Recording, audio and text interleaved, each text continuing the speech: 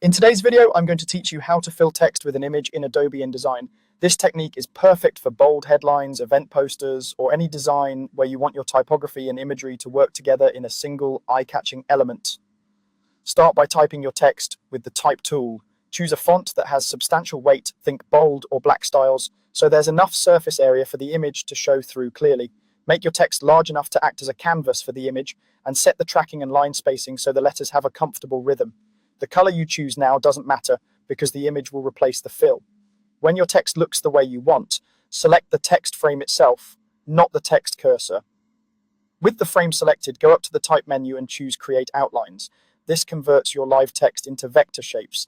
It's a one-way transformation, which means you won't be able to edit the wording after this point. Think of it like turning your text into a custom set of shapes that can hold content.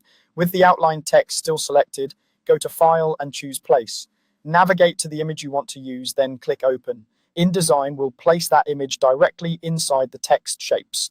Behind the scenes, the outline text is acting as a compound frame, so the picture is automatically clipped to the contours of each letter. For best results, choose a high-resolution image with strong contrast or interesting textures.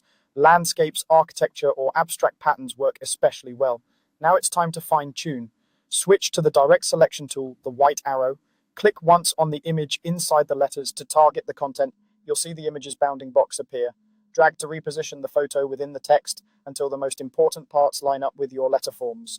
To resize the image while keeping it proportional, drag a corner handle while holding Shift. If the image feels too tight or too loose inside the letters, zoom in and make small, precise adjustments so edges remain crisp and the composition feels balanced. That's it. You've typed your text, converted it to outlines, placed your image so it fills the letter shapes, and adjusted the composition with the Direct Selection tool. With a thoughtful font choice and careful positioning, this simple workflow can produce striking professional results in just a few minutes.